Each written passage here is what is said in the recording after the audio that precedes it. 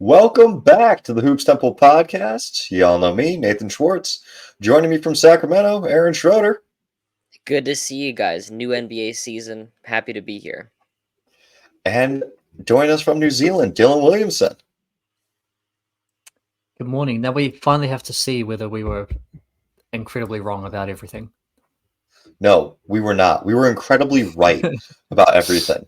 If the playoffs began today, we have basically the right playoffs and lottery teams for the Western Conference. Like, once we made that adjustment, we said, all right, Memphis is out. But after the Steven Adams thing, we have the perfect 5 lottery teams. Stop the Dallas. Yeah. Stop the count. Not quite the right orders on everyone, but like Dallas and New Orleans slipped into the playoffs. We had them in the play-in, but other than that, we're rock solid for our Western Conference predictions. We're right. That's what we've learned. Oh, awesome. Have we ever been wrong? No, I don't think so. I can't remember. Yeah, our top 100 was flawless last year as well. Mm-hmm. And our top 30 for the playoffs and our top 200 of all time. I'm 90% sure we've never made a mistake, and I just put that 90% out there because I know it's possible.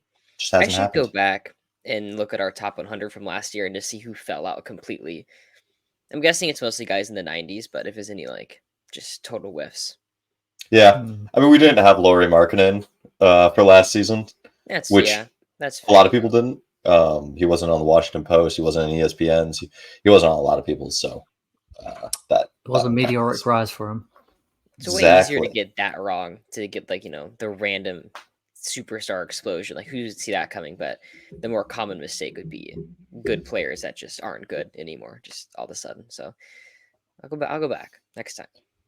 Speaking of things we've got wrong, that is kind of the theme of this podcast today. We are going with the I thought blank, but now I think blank. Or moreover, gentlemen, do you want to start on the positive sides or the negative sides of things? What's more fun than the negative sides? Okay. Haters only pod. I thought blank would be disappointing, but they're even more disappointing. Who you got for me, gentlemen? Dylan, would you like to start? No, you take it. All right. You're the negative guy. What? Is that my label all of a sudden? Aaron, you legitimately put in our group chat multiple times. Being a Kings fan isn't about liking the Kings. It's about hating everyone else. Exactly. I think that's the center of being a sports fan is, honestly. It's not about rooting for your team. It's about hating other teams. There's way more teams to hate. It's easier to hate a bunch of teams than like one team. My disappointing team is going to be Toronto. I had talked about their offense in the offseason, and without Van Fleet, what that would look like. It looks really rough. Against the Sixers was really tough yesterday. They just don't have any scoring options. And you guys were right defensively. They had the 6th best defense. They have tons of length, and they're super fun in that way.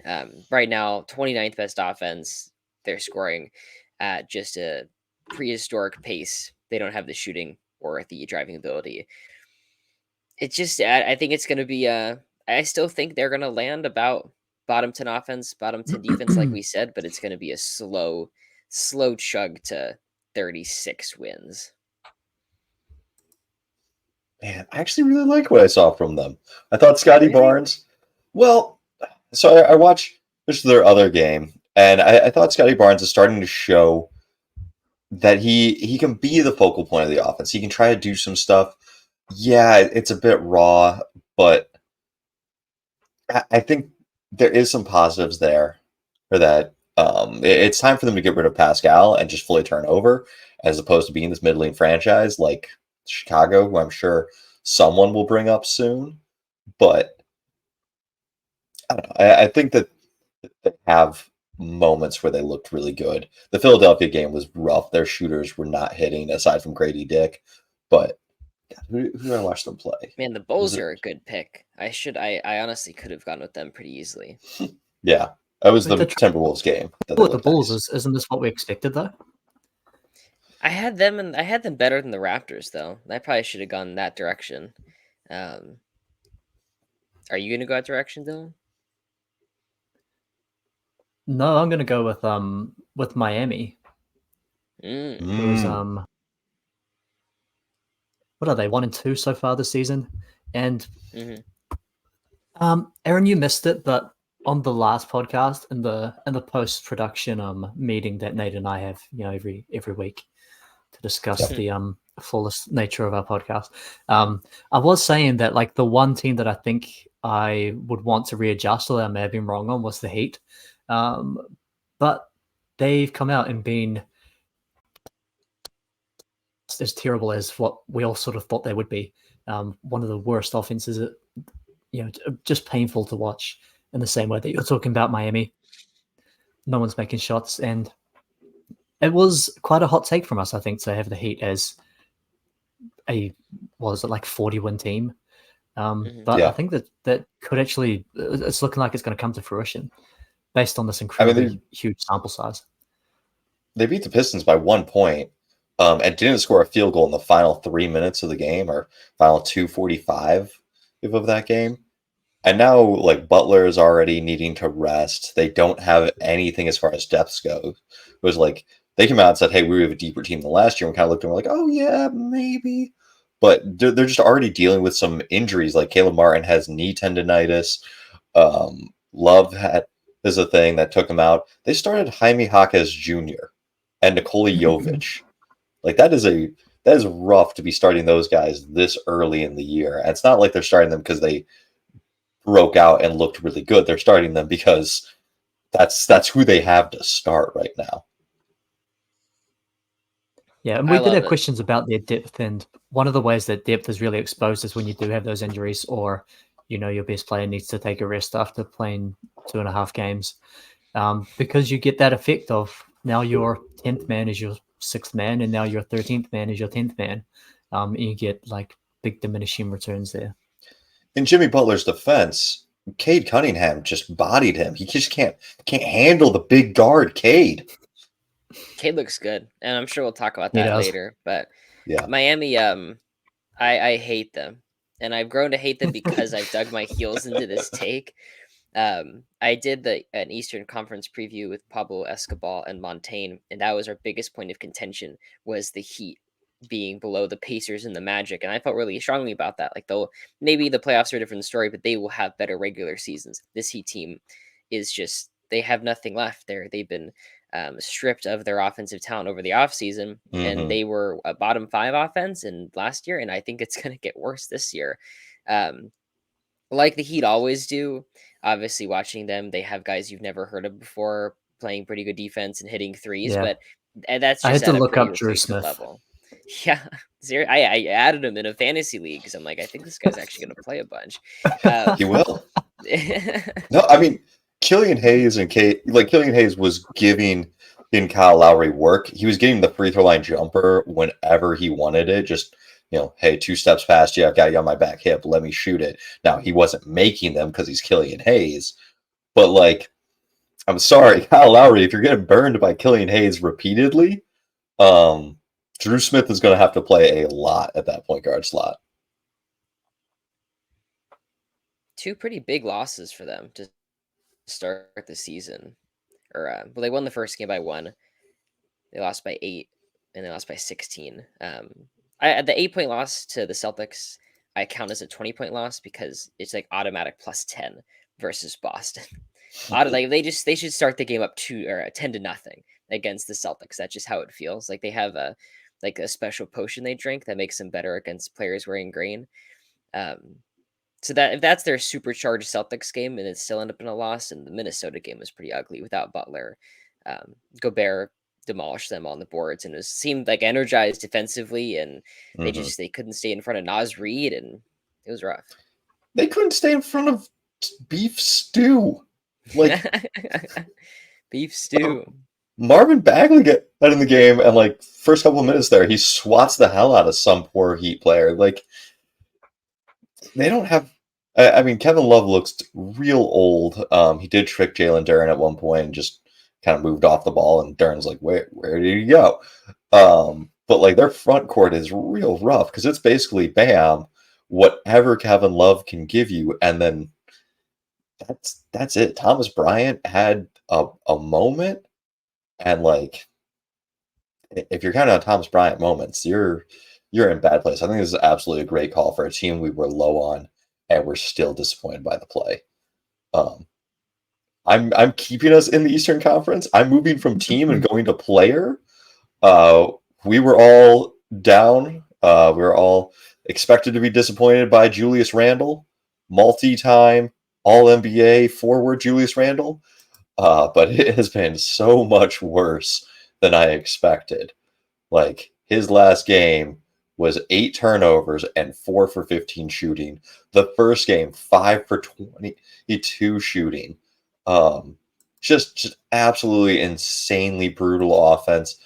And like he doesn't know what he's doing defensively. It's not like there's this making up for being bad on offense with really good defense. It's just even worse on that end. Is that like 28% shooting for the season? He had a decent middle game where he shot 40%. But yeah, you're right. 27.7%. Yeah. Man. 13.7 points. Still like 12 boards and 7 assists. So it's not like all of the numbers are bad, but the shooting splits are bad enough where you could toss out kind of the rest and just think this is just kind of overall rough. I'm sure he'll get it going. I don't think he's going to finish the season shooting 20%. I know it's not a hot take, but yeah, I mean it's Julia. I think we knew that Randall was hurt in the playoffs last year. Like, okay, that's probably why he's playing so poorly. But this is like, he's a wrecking ball in a bad way, like a wrecking ball through a kindergarten. You just close your eyes and it's not happening. Oh no! Save the children! The children! It's hard to watch. The shots he generates are not great. Even good scorers wouldn't be happy with the shots he is getting looks at. Yeah, and part of that is teams know that he's not good at shooting, and so they kind of let him have it. And like, that's not a good sign. It's not like this is Kevin Durant having an off couple of shooting nights where teams are still 100% locked in on you and throwing the double. This is Julius Randle who's having bad shooting nights, and teams are like, "Cool, we're not sending additional help your way." Yeah, we maybe should have expected this because it's been a trend throughout Julius Randle's Knicks career that every second year he's just really bad. And he had a pretty good season last year, like made All-NBA again. I don't think we picked him for our team, but he made it nonetheless. But yeah, every second year he just is abysmal for some reason.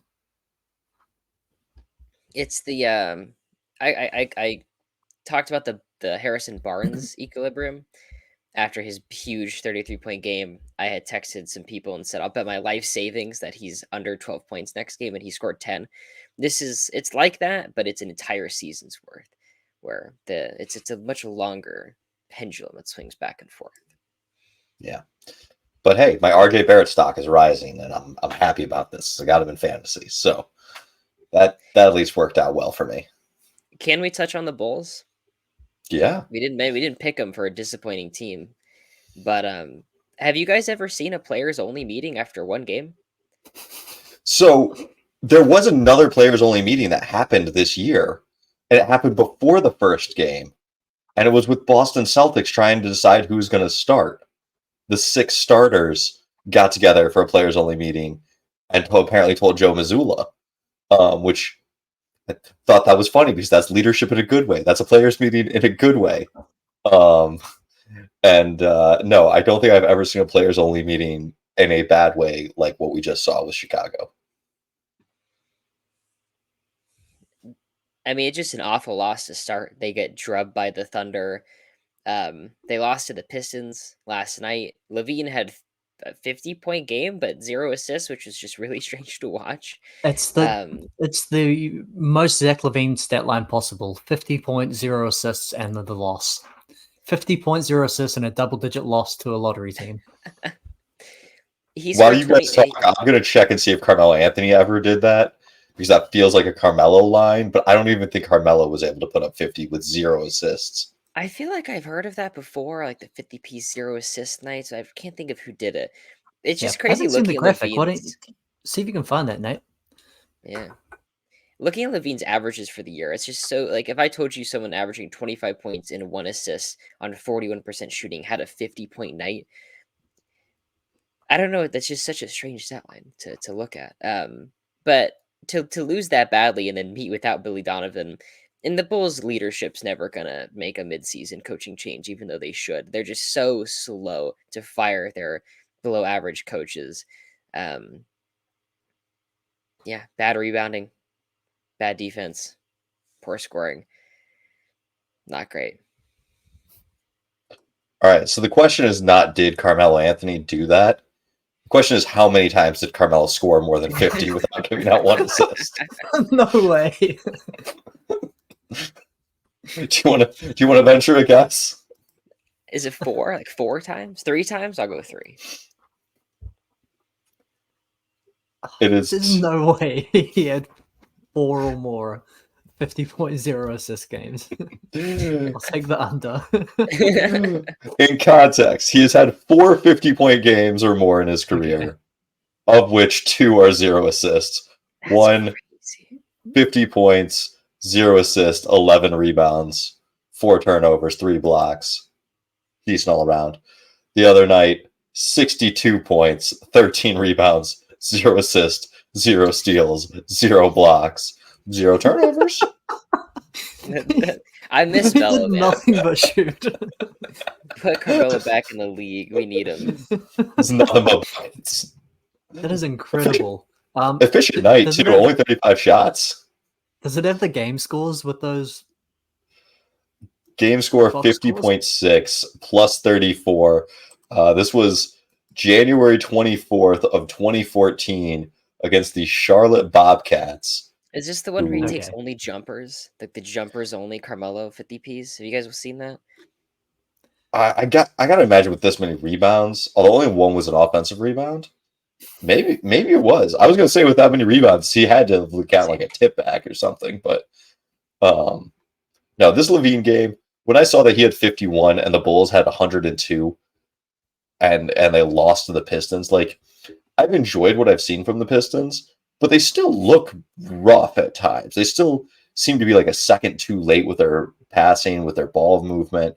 There's been a lot of really good progress just for the Pistons, but I still don't think they're there. I think they've kind of beat up on some other matchups that I think we might have been too high on.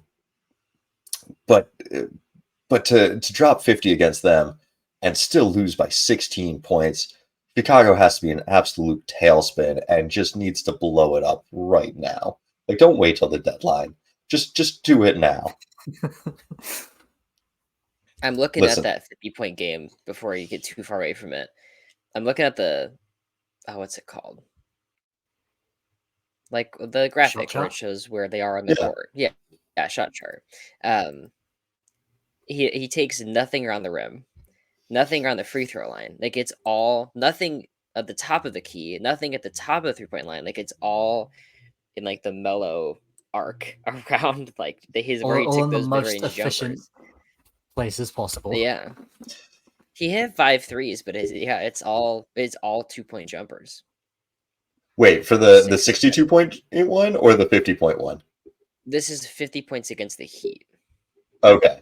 So I got the didn't hit- 62-pointer pulled up, and he has 2 things at the rim, but everything else is in that mid-range to 3-point range. That's insane. I miss that era, man. Bring What it an back. incredible player. Bring back mid-range and post-ups. What happened to the game that I love?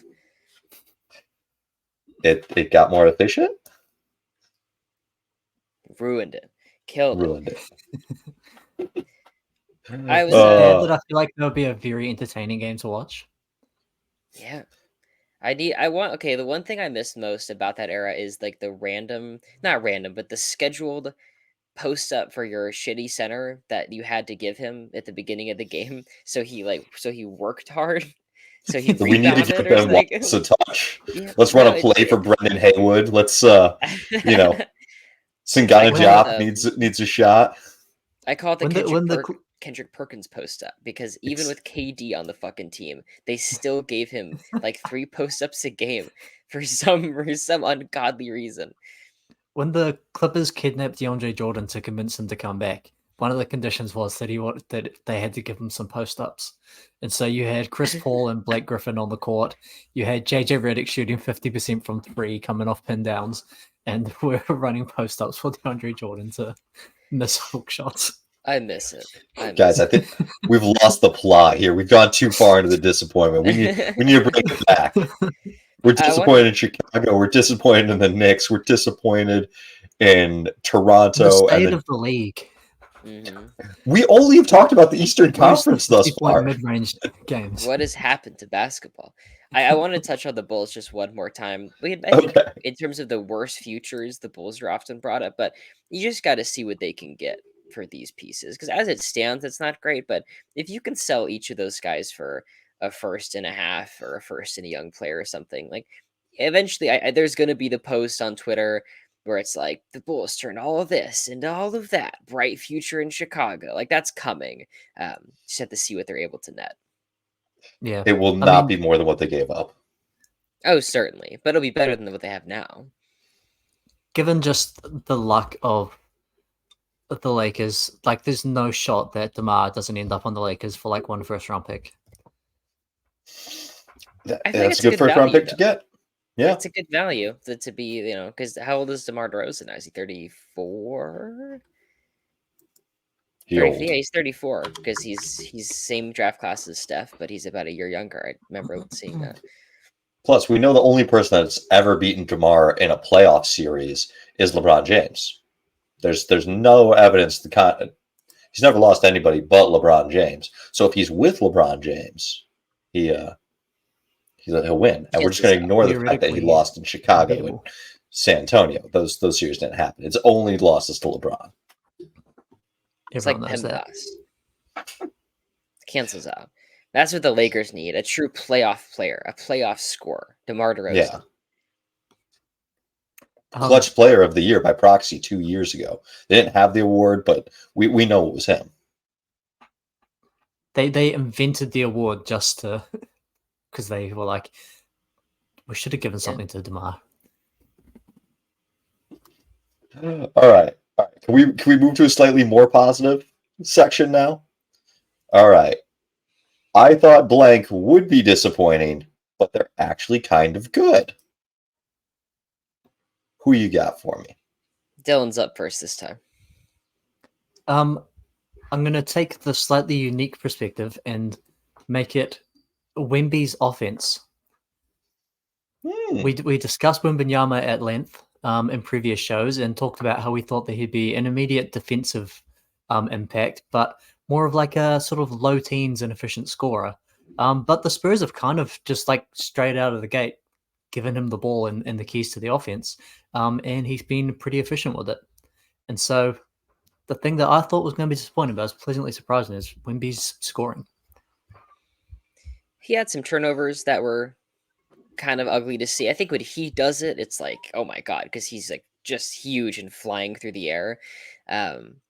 They are able to get him the ball right around the basket, like more than I thought they'd be willing to do that. And it's when he's down there, it's terrifying. He can hit these like mid-range jumpers that he's just kind of throwing the ball like just directly straight down, just right into the hoop.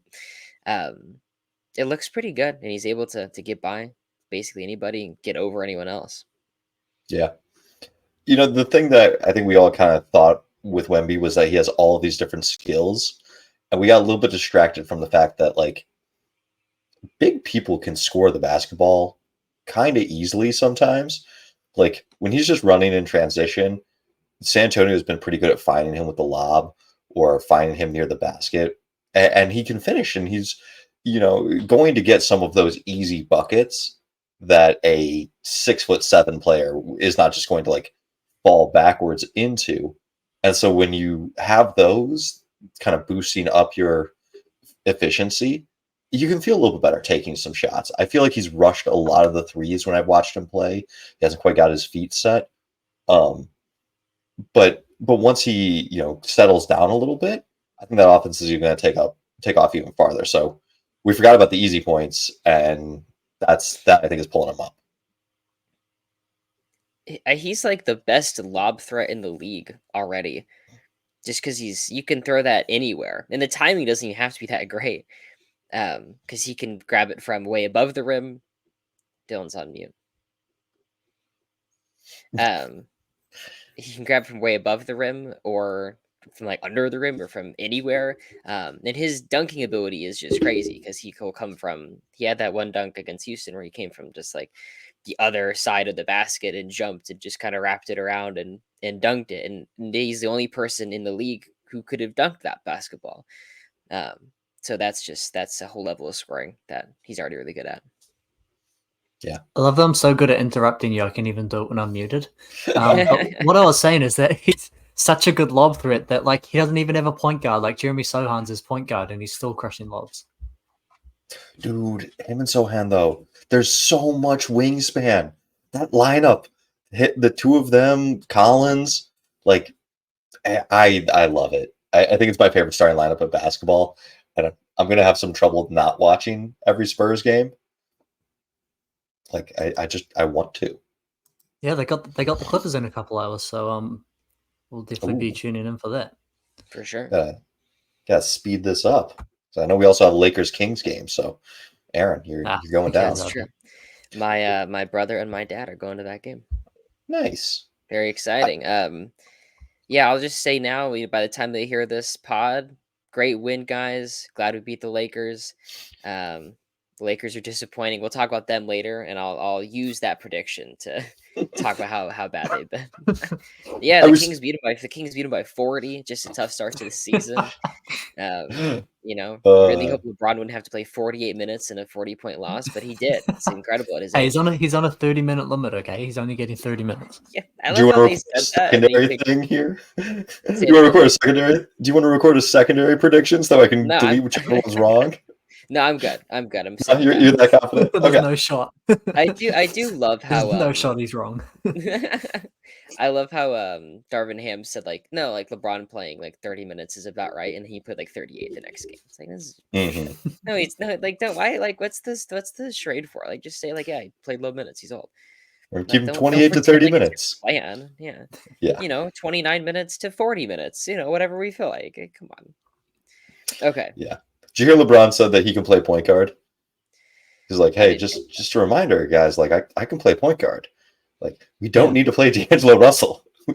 I love that was immediately followed by him like explaining to D'Angelo Russell the concept of like a mismatch, and then D'Angelo Russell just taking a contested step back three anyway.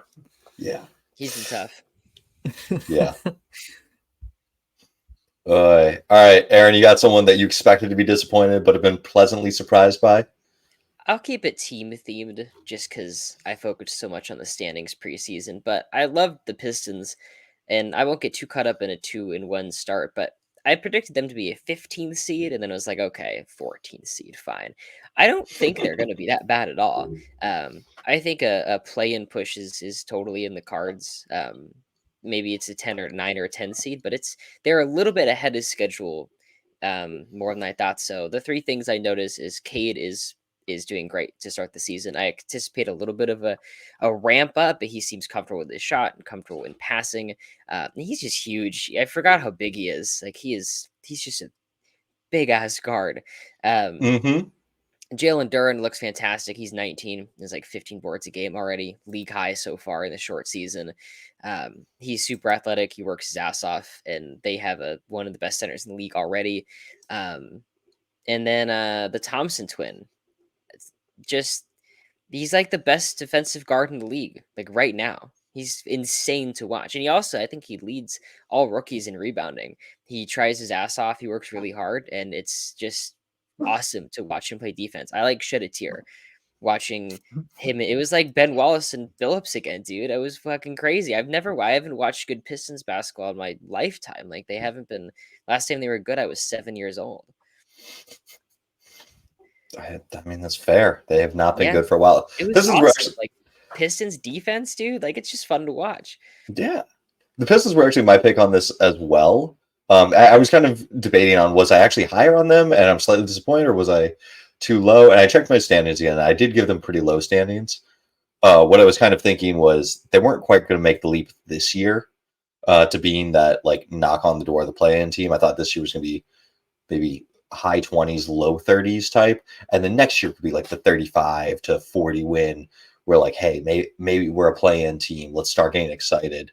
And I think that there's no reason why they can't be that mid 30, maybe 33 to 36 win team this year with just how they've performed.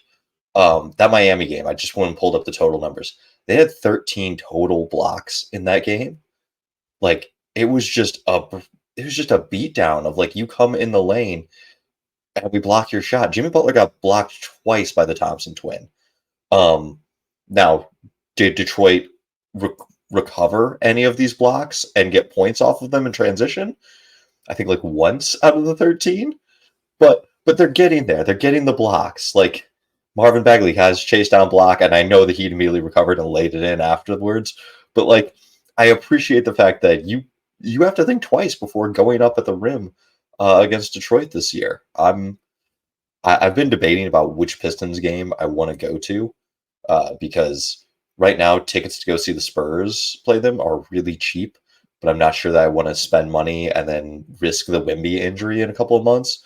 I'm like, I might just keep an eye out, and any day that there's like a cheap game, just buy that, drive out to Detroit. Like it's an hour and a half drive from where I live to the stadium, so like it's not like just a random thing to do, but I might just do that because they've been really fun to watch.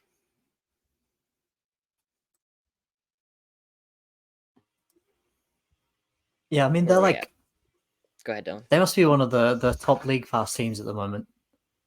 Which I didn't really expect. Like I thought it might be kind of painful again, but they're definitely like can't miss games. I could watch a Star Thompson play defense all day, man. Like it's crazy. You can't screen him. Like no one can screen him. He just slips under it somehow, and he moves his feet faster than anyone else. I know Levine gave him 51, but 51 in the team scored as a whole, like it was 102. Mm-hmm. That's fine. Like you take He that. took off his Like, passing lanes. You couldn't yeah. pass him with. I will say that their rookie guard Marcus Sasser, they list him at 6'2". The man is 5'9". I watch him. He is so small out there. I'm like, and maybe that's just because the rest of their guards are huge. Classic boy math. Yeah. but I mean, maybe it's just the rest of the guards are huge. Like Killian is what 6'5", 6'6". Cade is 6'5", 6'6". The Ivies is up there, but like he just looks really small out there compared to everyone else. But nice shot, so be a good fit. All right, back to the disappointments of everything. I thought they would be good, but they suck. Who do we have? Actually, you know what? I'm just gonna jump straight into this. The Lakers Please. trying to score the ball without LeBron James. I thought they would be good, but they suck at it. Like, Man, that's what I was gonna say. I really thought that, hey, you've got Christian Wood, you've got Torian Prince, you've got Austin Reeves, D'Angelo Russell, and Anthony Davis. How can that five not be a productive offensive unit when LeBron's on the bench? But they haven't been. It's been rough watching in this team play to be still so dependent on LeBron. And I think part of that's coaching. I think part of that is the system is built so much around LeBron, which makes sense and probably is a good long-term thing. But you got to have like a secondary offense for when he's off the court, because it completely falls apart when he's not there. We've already run our course. We've seen every single storyline come to fruition after 1 week. D'Angelo Russell has been terrible. The stats won't tell you that, but you got to watch him make awful decisions in game. We've already gotten the Anthony Davis disappearing act 0 for 6 in the second half versus Denver. We've gotten the LeBron stuff that we usually do. I just felt like the Lakers are like when is LeBron not going to have to carry this team? Like, when is it going to happen? Is it this season? And it really felt like this was the season. It was going to be Davis. He was awesome last year. He's going to take over. We brought in all these guys that can carry some offensive load like a Christian would. And like, here it is. And it's like, nope. Like, as soon as LeBron touches that bench, they are getting blown out per 100. I'd have to check the cleaning the glass stuff. Maybe I'll do that after this little speech. But that's kind of how it's been. Every time LeBron's out, they cannot score the ball. Yeah, and my thought coming into this was maybe we once again went too early on Anthony Davis is better than LeBron. We put Davis in our top 10. We had LeBron on the outside looking in. Anthony Davis has not been that caliber of player, particularly, trying to lead an offense. And LeBron, like, single-handedly carried them to a win over the Suns, who are playing really well. Like, LeBron's actually looking good. And the guy we all thought was going to be great, the one that we all unanimously had as a top 10 player, is, not been that. He's 30. Davis is 30. LeBron is 39. If this isn't the year where Davis is better than LeBron, it's not going to happen until LeBron retires. That's just what it is. Is like, this was the year that take was going to be valid. And like, to be fair, in the Phoenix game, AD did still drop 30 points. I think 19 of them were in the second half. Is that right? Yeah, 19 of them were the second half. So like, I know LeBron got them over the hump at the end, but Davis still provided 13 fourth quarter points. Like, it was a good game for Davis. But yeah, it's every other day Davis, day to Davis on will he be healthy? Will he be active? I mean, we haven't had health scares yet, but we have the low level of activity. Will he decide to contest a 3-point shot? Or will he just hang back in the lane and give up wide open 3 after wide open 3? I'm frustrated. We're dealing with very small sample sizes, so like the numbers are really funky. But do you want to guess LeBron's on-off difference by cleaning the glass net rating? Lakers with LeBron versus off. Nate, I'm gonna have to abstain because I just checked that. Okay. What is it? So he's been bringing it up in every post-game session of like when they lost the first game. He's like, "Well, I was +7," which I think was he +7. Is that correct for the first game? I've just got the net rating on/off, but okay. And then I think go with the process, but whatever I think you're the thinking, last one was like +15. Higher. So I think what +22. Do you want to drop it, Aaron? It's per 100 possessions plus 43.4.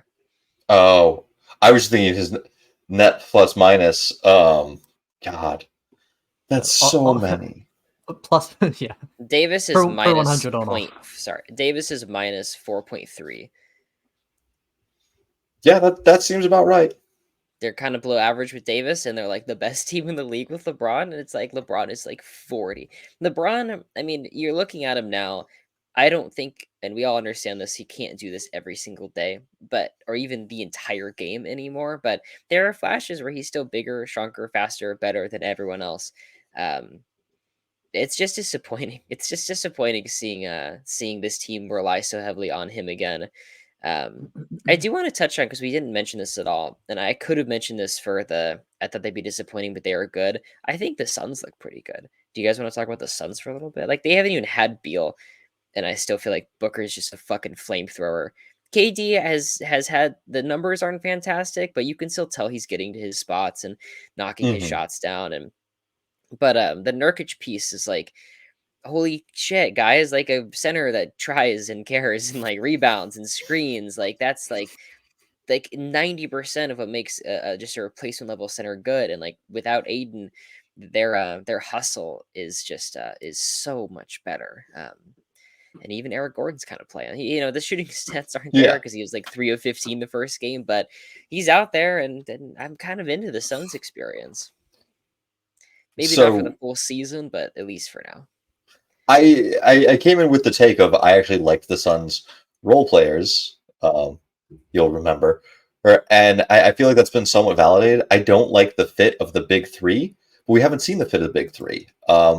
We've seen them play without Booker in one of the or two of the games, and we've seen them play without Beal in all three.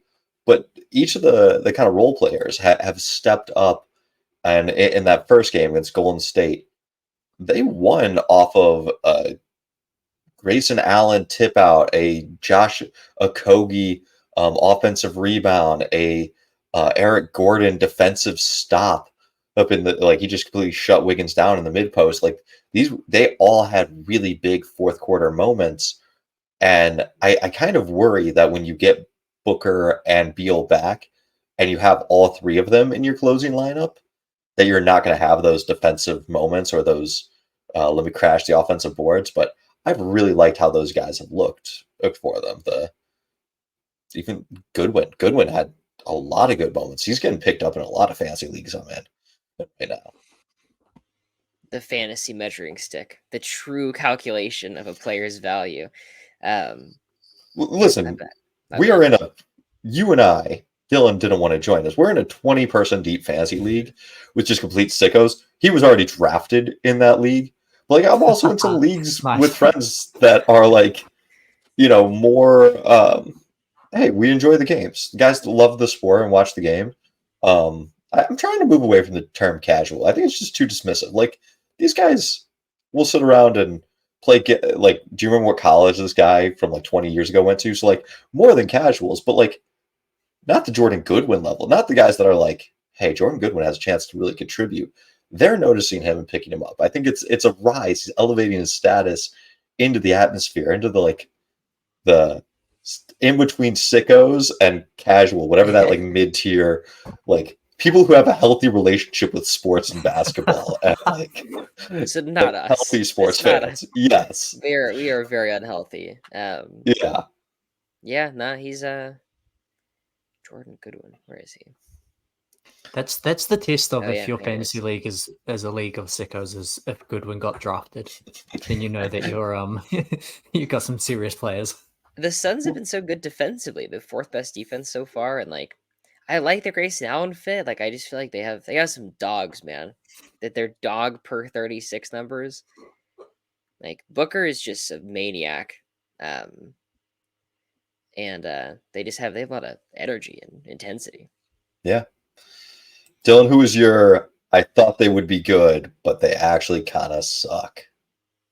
Mine was Anthony Davis, but Oh, Man, so we all just went with the Lakers? Triple Lakers. yeah, Triple Ah. Lakers. That's Well, just brutal. we're all That's on how the same page. to a segment and keep the pod rolling. I really should have doubled down on my natural instinct that the Lakers are overrated. Like I let myself be fooled into believing that they'd be better than the Clippers, but they're never better than the Clippers. Like, come on. Oh, Over the off season. Go ahead, Nate. that reminds me, because I saw your comment, Dylan.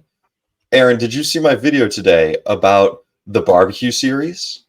I haven't. I have not. Barbecue. Okay. I haven't been on. So Atlanta and Charlotte apparently play each other for a trophy every year. They have a southern rivalry. It's called the Battle of the South, or the barbecue series, and they play each other for a little piglet trophy that goes back and forth between the two of them. That's cool. Just an ultimately meaningless thing, but I posted that. Dylan's like, we need one for LA. Like, we need a battle for LA. Whoever wins the regular series gets this completely meaningless trophy. No, meaningful trophy. It's an important trophy. I'm kind of into that. Over the off season, I saw a lot of when I had the Lakers under the Warriors in the standings. The comment I saw the most on my post was the Lakers literally got better, and they're still below the Warriors, the team that they beat. And first of all, beating a team in a series in a regular season finish, not the same thing. But I'm just, the shit shuffle continues to haunt the Lakers, and I'm gonna make T-shirts with that on it. Please do. Yeah, thank you. It'll be like it'll be like shit shuffle and like little pictures like Carmelo and Tyson Christian Wood. Chandler and Tarian Prince, and like swap like some arrows, like swapping them out for D'Angelo Russell Oh Westbrook, and man, like I'm gonna have to make that now. God damn it. Do it. On We'll the create a merch shop and we'll start selling T-shirts. if I had Yeah. any experience or ability to do that, I'd be on it. But I might have to outsource my ideas. On the idea of like random meaningless trophies, in Oh, you muted yourself Mid sentence, muted himself. Did your mic just die? Oh, there's back. Mike died in my back. Yep. You're back. All right.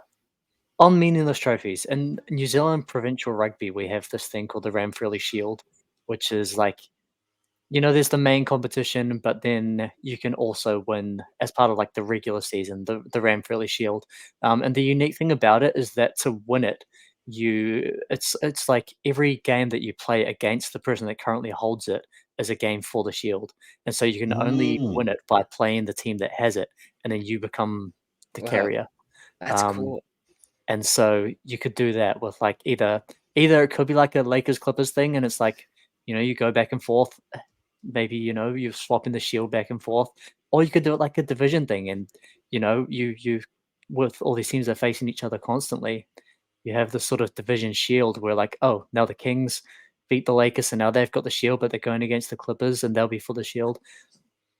I There's like there's that. ideas. It kind of Yeah. reminds me of I forget what it's called, but there's always a Reddit post like at the end of the year where there's like the by proxy champion or where you can follow it like the Nuggets beat the Lakers, you beat this team and that team, and it's always it's never like the actual champion. It's just like the Hawks are your 2024 proxy championship because they beat all the teams in order. Basically, they were the final piece of that puzzle. And you Mhm. could do a whole league wide the shield and just changes hands. So it Just pick starts with the random people. champion or Yeah, whoever held, and then whoever beats them gets it, and then you have to beat them to take the trophy. It's an interesting concept. Yeah. And MSU and University of Michigan have the Paul Bunyan Trophy, which is an American folklore hero of this just lumberjack. And every time we play them, one of us takes home this trophy. Just alternate it back and forth. Whoever's the winner gets this trophy of a lumberjack. It's very Midwest. Paul Bunyan, the goat, the greatest lumberjack of all time, undisputed. Drop a tree with a single arm. That's true. All right. Well, who was someone I thought they would be blank. Can't speak anymore. I thought blank would be good, but they're even better than I thought. I'm gonna cheat. It's a boring answer, but I thought Denver would be really good, like 1 seed good. that's exactly what I was going to say. Thank you, Dylan. I'm glad you agree. And like I had like 53 wins or something. They're fucking awesome. They're 3-0 right now. They've had bad games and they still win fine. Jokic was horrible against Memphis and they still snuck out that win. They beat the Thunder earlier today by like 30. Just whooped on them. I think like 60 wins is in the cards. I thought it would be closer to 50, but they might get there. Like that's just they have their system, they have their guys. Their bench is thin, but it seems plenty capable, and Jokic is just awesome. Yeah, and to be slightly different, I'll say not the Nuggets, but Nikola Jokic. We kind of had the idea that like maybe he would coast this season. He's got the championship. He's never really a super motivated guy.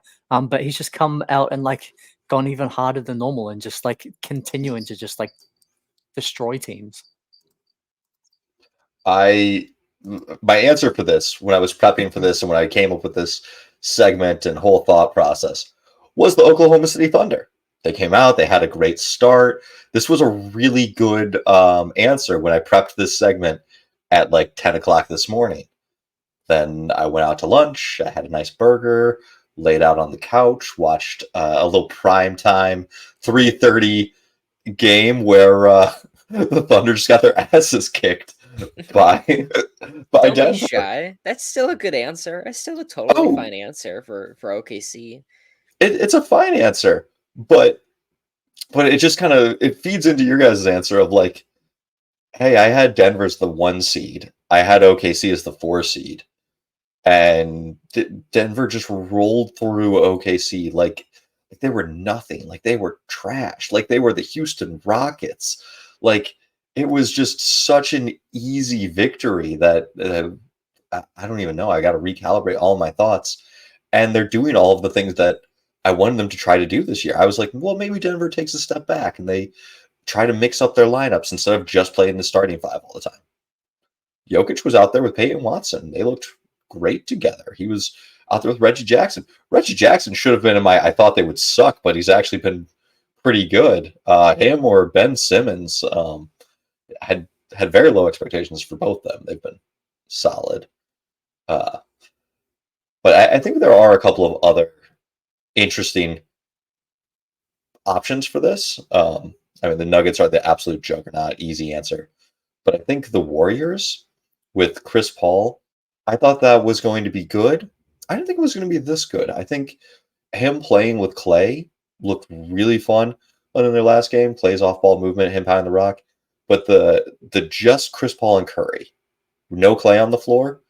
Curry's running around like crazy, like a demon.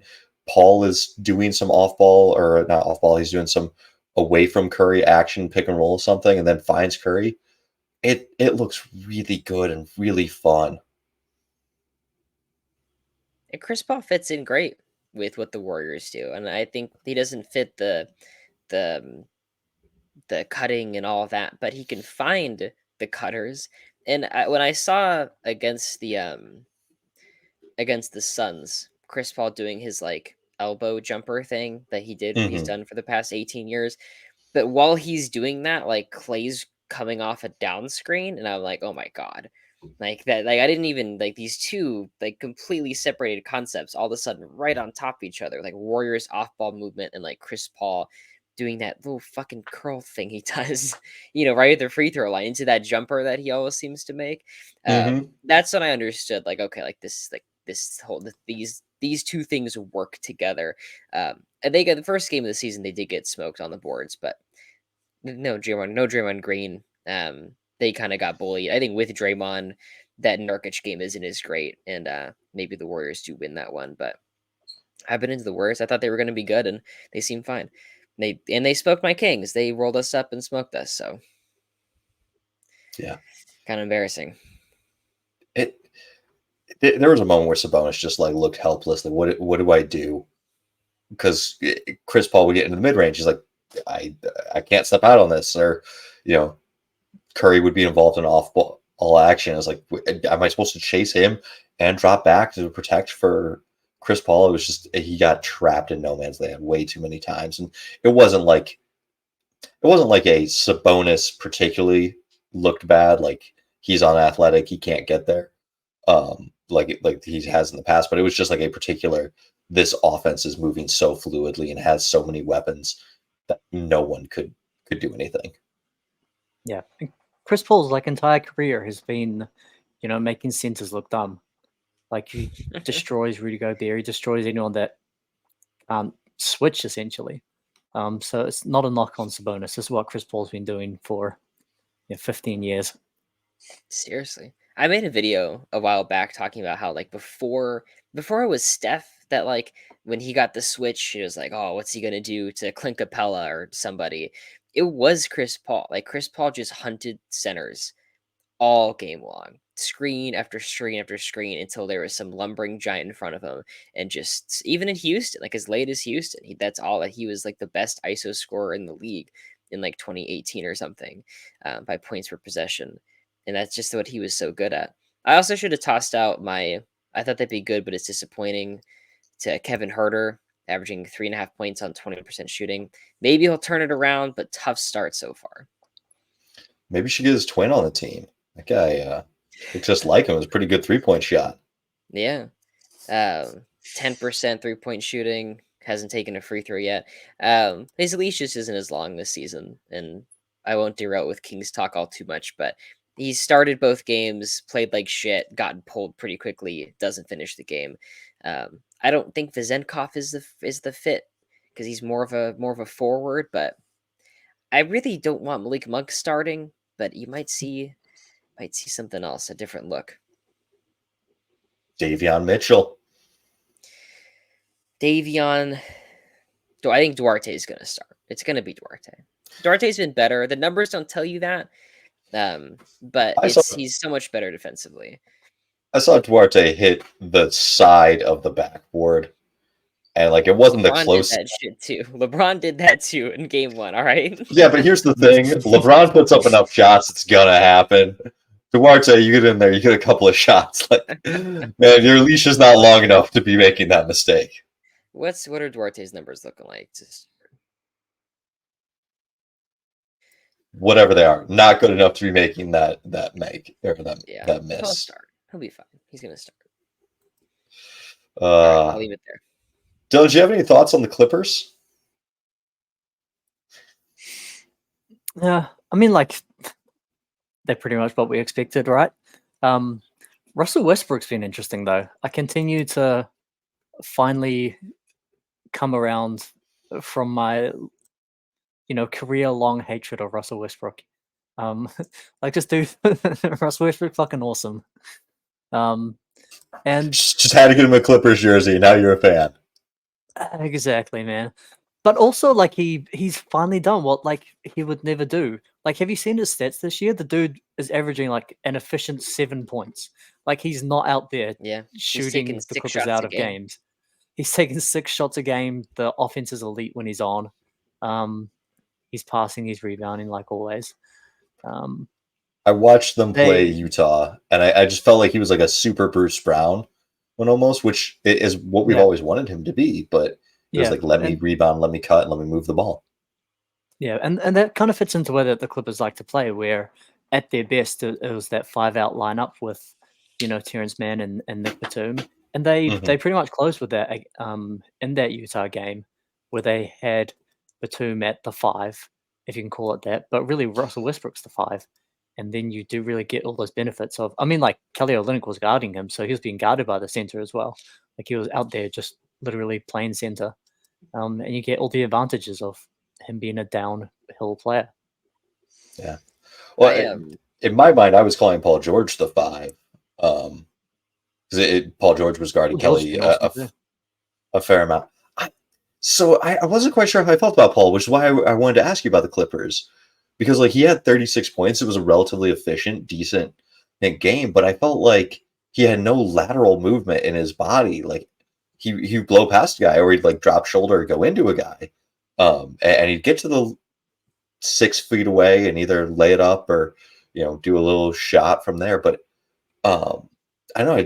I didn't feel like he had any of the lateral movement or any of, like, the herky jerky movement that I've seen from him. It was like a lot of straight line drives. And so I was kind of wondering if that was the same things you were seeing, or if you caught their other game, if he looked any better. But it was weird because it was like good, but it wasn't as fluid as I expected. Not something that stood out to me in the other games, but like, he always has been like a tough shot taker. Like, he's never really been a player that tries to get all the way to the rim. Like, he shoots a lot of mid range and a lot of floaters. But one thing that I like from him this year is he's finally getting to the fucking free throw line. Like, this dude averages like 4 free throws on his career, and he's finally getting there. I wanted to note before we got too far away from the Russ Westbrook experience, it's kind of a double-edged sword because we didn't have him in the top 100, but for the reasons that he might be in the top 100 now are not the reasons anyone would have said prior to the season starting. So those who were like, that's fucking stupid, Russ is a top 50 player, the people who thought that were not thinking it because he was going to take 6 shots a game and just rebound and facilitate really well. The Russell Westbrook experience has been good, and I could totally imagine like him being on my team, and just he's so into it. He's hype, and he hypes the crowd up, and he's a good teammate, at least in a attitude wise. But he did take that game winning shot attempt that brought Kawhi to his knees. Just took the life out of him, which is funny to see. But yeah, no, I made a video saying I think I'd eat batteries or something if Russell Westbrook played until age 38. He's pushing there. He's gonna push it, man. He's- Aaron, you can't keep making promises to eat things. You're like, I'm gonna buy a Raptors ticket and eat it if they go to the playoffs. I'm gonna buy I can take it. I DeAndre can handle Ayton jersey and eat it. it. I was No, never gonna you eat a full can't. jersey. Tickets or paper, batteries would kill me, but I was pretty confident that Westbrook was not getting to age 38. 38's He was a willing to while, put his man. life on the line for that. He's 30. He's 34 right now. He's about to turn 35. I still have a couple more seasons. You got a few more years to live. Your You guys betting think style and my betting styles are just so different. Like, you think he'll be in the league at 38? yeah. Nate's like, I'll 38. put my house on it. Aaron's like, I will consume battery acid. No. Have you Was it ever heard of drink battery acid or eat batteries? I forget what I was gonna do. have you ever heard of a consolation bet? It's the idea that like you bet on something you don't want to happen, so that way if it does, like, hey, at least I made money. So like Yeah. if the Lakers were playing the Celtics in the championship, I'm gonna put $100 on the Celtics. Yeah. If the Lakers win, sweet, my team won a championship. I'm happy. Life is good. If the Lakers lose, hey, I made $100. Like, it sucks. My team didn't win, but at least I have this $100 that I'm I all didn't or have. nothing. All Yeah. or nothing for good. Put my life on the line. You're like double down. You're like, not only does this guy suck and I hate him, but I'm willing to kill myself if I'm wrong. Yeah. Essentially, that's how you gotta make out. You gotta. I blaze my own path. Oh Age my 38 god. Westbrook in the NBA won't happen. Oh my god. We had one more storyline that I at least wanted to touch on, which is the absolute collapse, the panic button needs to be pressed meter for the Memphis Grizzlies. And yeah, they are 0-3 with the most recent loss coming to the Washington Wizards. I don't think Bismack Biyombo is enough to satisfy things here, but how are we feeling?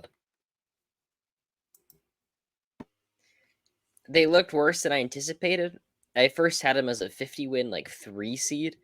And then I was like, okay, 46 wins, take it or leave it. And then when the Steven Adams injury happened, I was just out, like not interested. Like this team isn't deep enough to handle that, and they still have the jaw suspension. 40 wins. I still think it'll be about 40 wins. Like I'm not totally panicking, but Desmond Bain as your first option doesn't look as good without Tyus Jones helping to run the show. Jaren Jackson really can't create his own shot, and the team just isn't as deep. But I kind of liked I'm forgetting his name, Xavier Xavier Tillman. Xavier Tillman, no, Zaire Williams. Isaiah Is he the other? Williams. Yeah, I kind of liked him. Like he seemed pretty fun. As like a shot creating bigger guard, he was getting minutes against Washington. Washington also is like one of the worst teams in the league. They have a lot of players that I kind of like, but they still are like the Kyle Kuzma and Jordan Poole show. So a loss to them after what the Pacers whooped them by like 40, dropped 140 points on them opening night. Um, not great for Memphis, and obviously they're the 0-3, 15th seed.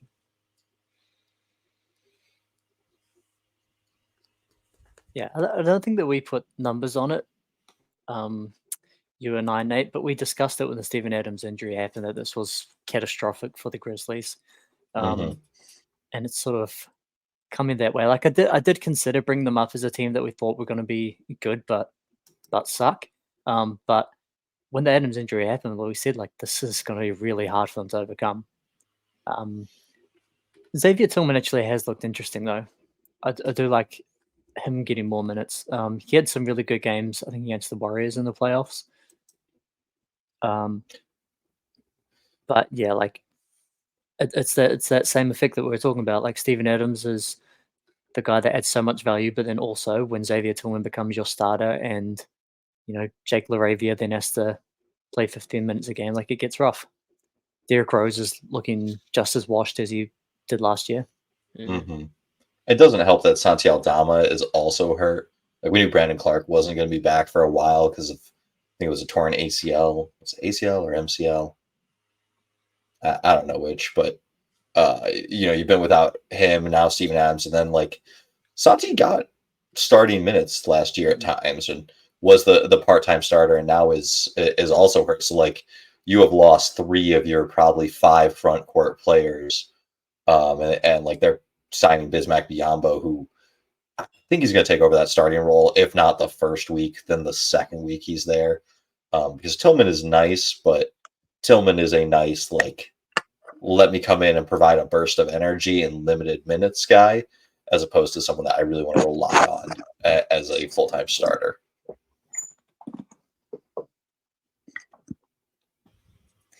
When I posted my video about the Grizzlies and adjusting their record from 46 wins to 40 wins, there's a bunch of comments like, Adams is really worth 6 wins. And I'm like, yeah, yes, he is. It's probably more than that. And looking at it now, just because of everything Nate just mentioned, it's not just Adams. It's the players that you have to replace his minutes with who just simply aren't as good.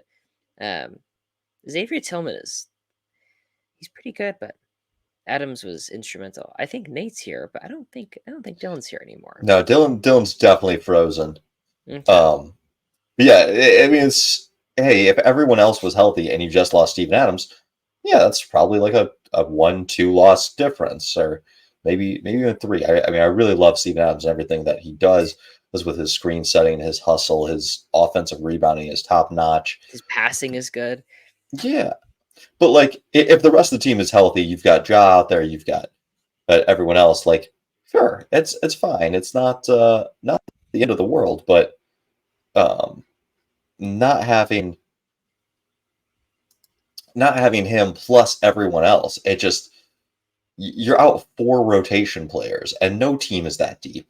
You have to just continue, just play without 4 guys that should be getting minutes. So Marcus Smart's look good. Not like fantastic, but he was like, I had some smart stock. Offensively.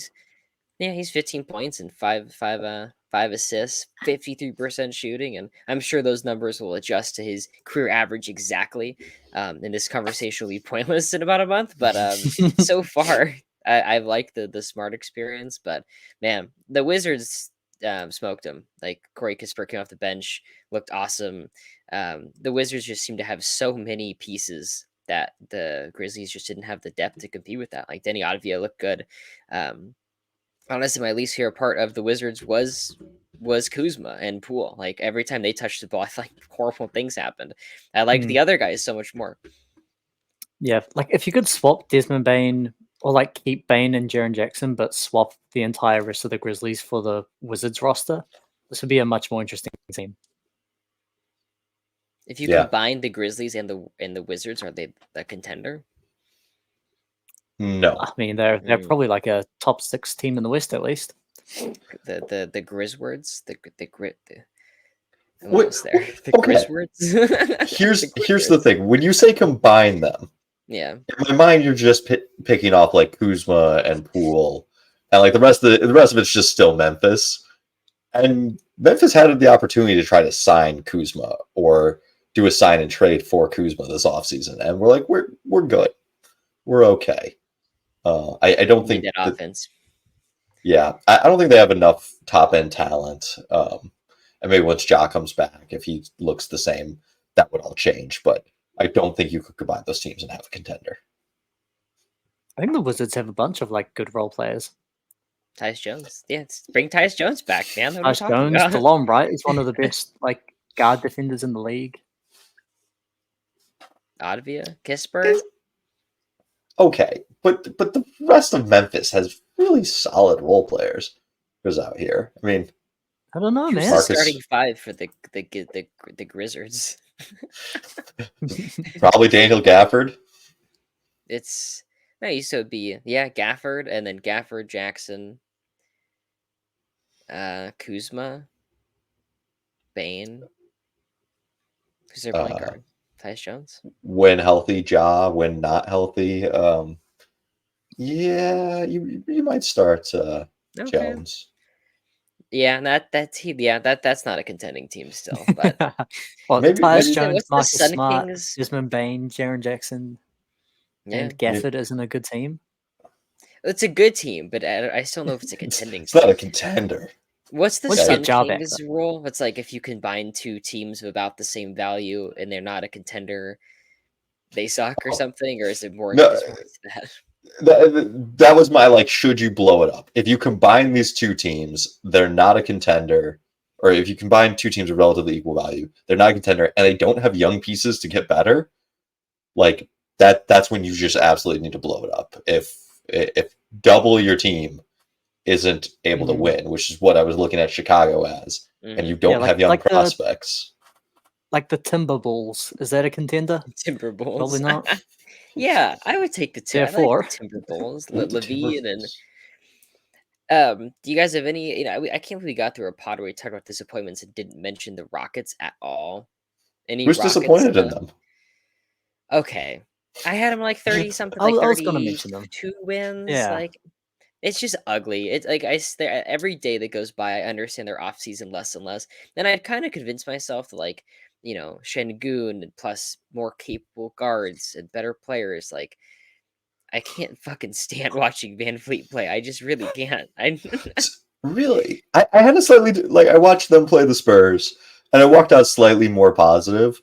There were definitely times where Van Vliet was rough, but there were also times where Van Vliet was really looking to set up Şengün. He had some nice 2-man actions where it's like, hey, let me do a pick and roll, and then I'm going to bring some guys in. I'm going to kick back, and then Şengün's going to do something. It's definitely a work in progress. It's definitely one of the teams with probably the least amount of continuity. I think they could have brought back everyone they had last year and not had continuity. So, like, bringing in a whole bunch of new pieces and trying to play them and having just the most dysfunctional team already, I think it's about what I expected from them. And I would expect them to get a little bit better as the season goes on. But yeah, I think 30 wins is still very realistic. They have Gen Z J.R. Smith and Jalen Green. It's all coming together. I don't want Fred VanVleet shooting more than Jalen Green. Like that's the big barometer as to whether this team is playing the way that they should. Is Fred VanVleet taking more shots than Jalen Green? I don't really want any of them shooting the ball all that much. I just want it to be the Şengün story. Just let it be Şengün. Although Şengün will give shooting basically as much as Jalen Green. Şengün will give up exactly as many points as he scores. Like Collins was going at him. I keep wanting to say John Collins, and I said it on TikTok, and people are like, no, that's not the right. It's like, I know John Collins is the one with the fucked up fingers in Utah, but I still just watch them like, oh yeah, John Collins. Can we just rename all of them John Collins? Be easier for me. I'll get on that. Yeah. Perfect. Maybe you just become a last name guy, Nate. Just solve Collins. all your issues. Is it It's like Bill Simmons that does that. It's just like, Collins from Atlanta or Collins from San Antonio. It's just a last name from a place. My bar has to be higher than that. My bar cannot be Bill Simmons on names. That's just such a low bar. It's like yeah. No, Bill Simmons, like, it's so funny because people will like literally like tell him how to say it, and he's like, I just can't do it. I'm sorry. I It's just really quick on the Doncic. Yeah. The Rockets like, signed what? Jock Landale to 3 years, like $36 million or something, $8 million a year, and he's played 9 minutes. Well, but you see what happened. He's played 2 more minutes than was that Boban. signing? He didn't even. He played one. He's played one of the 2 games. He played 9 minutes. What was the point of that contract? You see what happened was one of those games was against the Rockets, one of the games was against the Spurs, and they needed more height, so they had to play Boban instead of Jock Landale because you had to have a big guy to guard Wembanyama. Okay, Boban's played 7 Wemby minutes. stopper. So yeah. Landale's played 9. So I just 9 minutes. Okay, I have to go to the bathroom. Can we wrap this up, please? I think that's a good place to wrap. Yeah. Fantastic. Yeah. Aaron, where can the people find you? Possible Chairs on TikTok, this podcast all the time. Dylan, where can the people find you? On the Hoops Temple podcast, send me your hate mail to hoopstemple@gmail.com. Perfect. You can find us all here. Find me on TikTok, Nate_Hoops Temple. Email us hoopstemple@gmail.com. We'd love to hear from you guys. Thanks for listening. You can also